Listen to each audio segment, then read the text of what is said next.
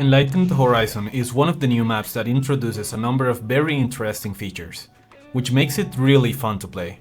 However, all of these new mechanics also make it a bit more complex than older maps, and since it's currently in the ranked pool, it's important we take a look at these features and how to play around them with some civs. Small gold veins only have 1600 gold, which means everyone will have to go out onto the map sooner. Merchant camps give you 15 gold, wood and food every minute when you capture them. The abandoned outpost provides vision similar to a tower in a very crucial spot of the map.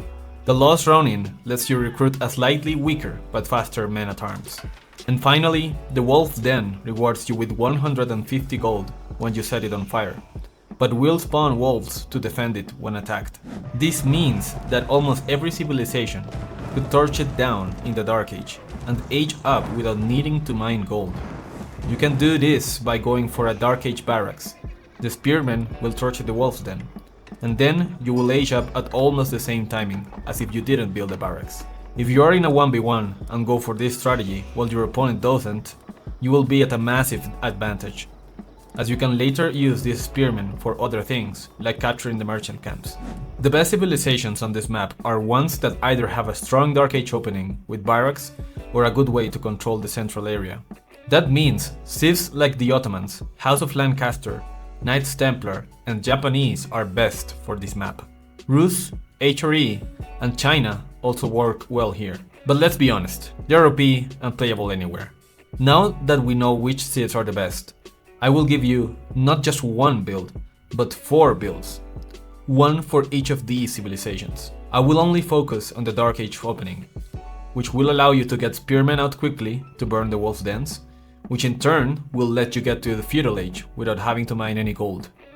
After that, you can do whatever transition you like. So let's get into it.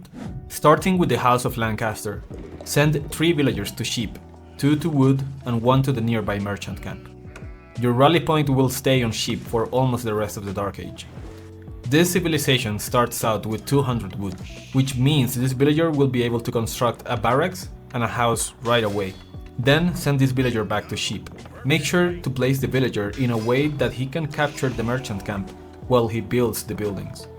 And when your first spearman comes out, he will finish capturing the point of interest and then go towards this point, where the wolf's den should be. For this build, you will make only 3 spearmen, but later I will show you a variation where you can go for more.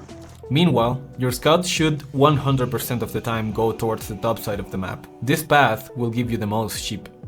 After getting to the top, go back this way, and you will find the wolf's den a little bit south of the neutral market. Attack the wolf's den and make sure your scout is very close to the den's entrance. This will make sure that when the wolves come out, they attack your scout instead of your spears. When the den is set on fire, you will get 150 gold, which will be enough for you to age up without gathering any gold at your base. Then you can use your spears to go scout your enemy's base. If they did not go for Dark Age spears, you can take their merchant camp and spread their deer.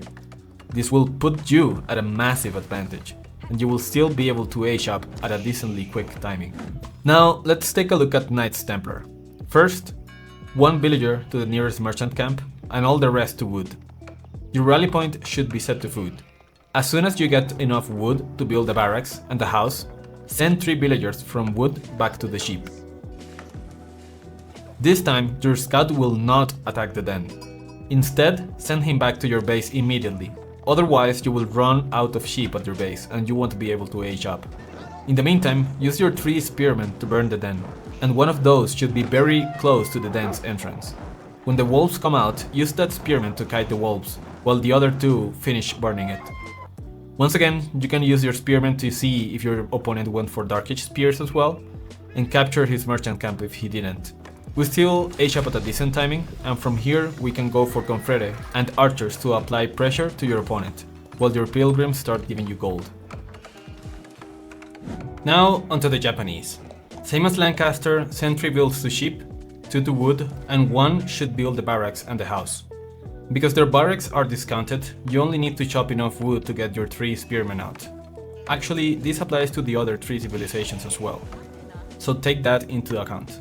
Then send those 2 villagers back to food, and your scout should get back as soon as possible to deliver the ship. Meanwhile, your 3 spearmen should burn the den, just as explained in the last build order. Because Japan is a civilization that likes to go for fast castle, instead of going towards your enemy's base with your spearmen, you can go ahead and send your spears back to your nearby deer and push it towards your base. This will guarantee you have safe food under your TC and that you can get to Castle Age safely with a good amount of food. Once you reach Castle, you can transition to Mounted Samurai and use your 3 priests to gather the nearby relics that are around the middle of the map. Finally, the Ottomans start pretty similar to Japanese, but this time I'll leave 5 villagers on food. 1 to build the barracks and the house, and the first 2 that come out of the TC will gather wood. Then the rest will go to food. Ottoman barracks are also discounted, so this will allow you to focus more on food instead of wood. As before, place 1 spearman near the den's entrance and kite the wolves when they come out. From here on, you already know how you can use your spears. Take into account that it is very common that you encounter another player that decides to go for Dark Age spears, so you can actually get attacked by your opponent, and you have to keep making spears if this happens. Do not remove the 2 villagers from wood and keep producing spears until you can age up and make archers. If you think you can get overrun by your opponent's civilization, play it safe and build the barracks and the house within your TC range instead. No need to go out on the map and build the barracks in the merchant camp. Now that you know how to start your games here, let me give you a few pointers on how to play afterwards. First, let's talk about resource distribution. If you look at your town center, you will notice there's almost nothing around it. This is a small gold vein, so it will run out quickly, and you will have to transfer those villagers sooner rather than later. There are also no starting berries. Most of your resources are back here, so if you're planning to play Byzantines on this map, don't. Because most of your food is concentrated in this area, you can poke with your Dark Age spearmen. If your opponent has no early defense, spread his deer so he can't gather it easily, and take his merchant camp. This will be the most exposed part of your base, so make sure you defend it with a few units in Feudal Age, or punish it if you're using cavalry or playing aggressively in general. Next, you will notice there's a short path to your enemy's base from here. This route might be tempting for early aggression, but if you send units this way, for example, you risk running into a wall, and even if there is no wall, the TC will still see you, so sneaking by isn't really an option. Instead, going around the side gives you a much better chance of passing unnoticed, and also easier access to the exposed resources. Plus, you will be able to capture the merchant camp as well. Remember, the only way your opponent can access these resources on this map is through here, so if you pressure this part of the map, their only option will be to push your army back. Relics are always clumped up along this center line, which means defending them on this map is easier than ever, if you have a strong feudal lead. Just place your army here and a few units here. If your opponent is going for a fast castle and ages up with fewer units than you, the only way they reach the relics is through your army. So once again, taking control of this area is crucial in feudal, if you plan to play aggressively. Also, notice the 3 sacred sites are always very close together in the far north of the map.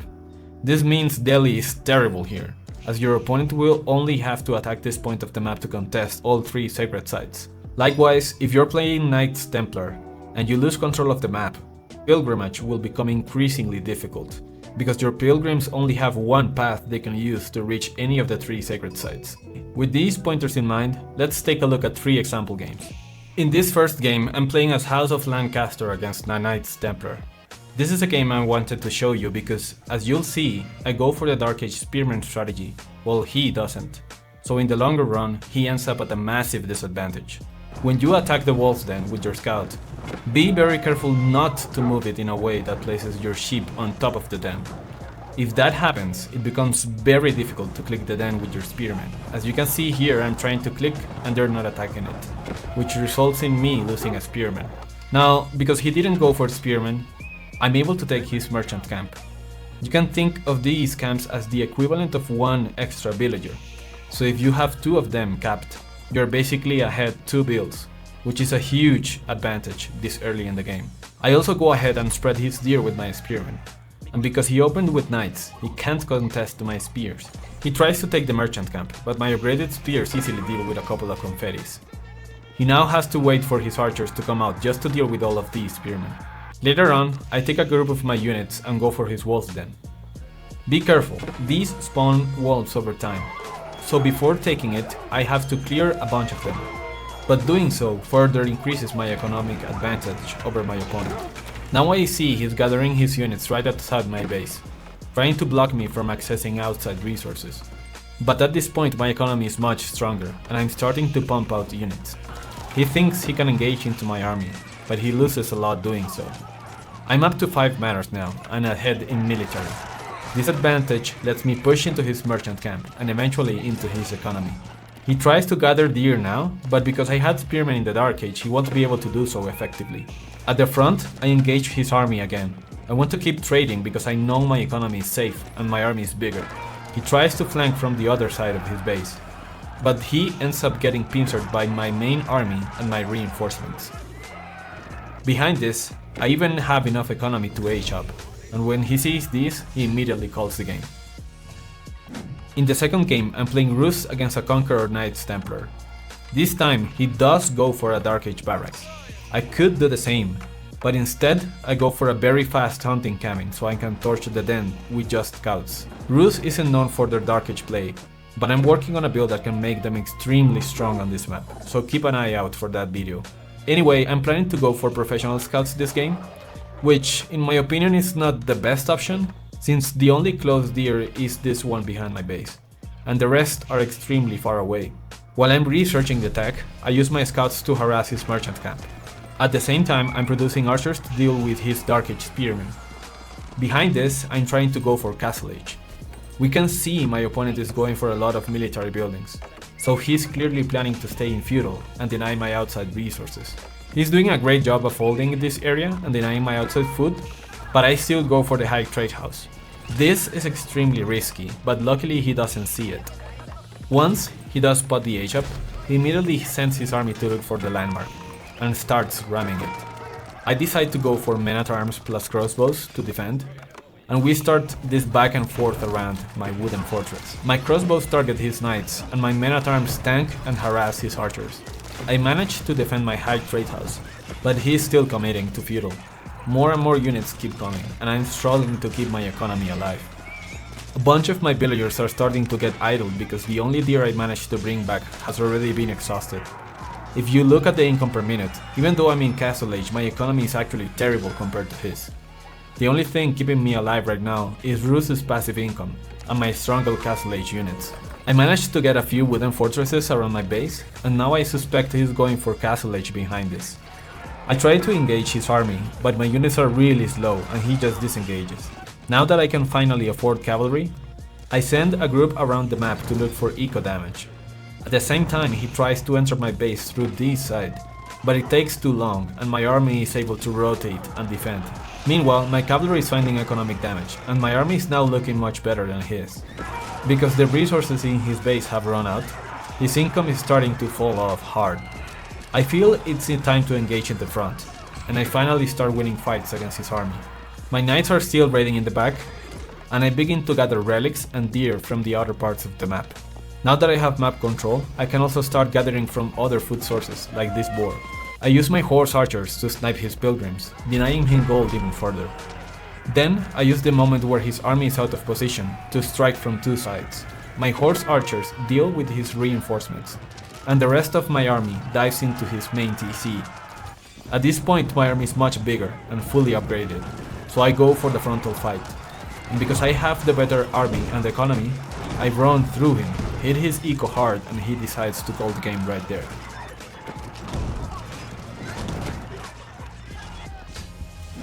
Now, in the final game, I'm playing Japanese against my friend. Once again, playing as Knights Templar.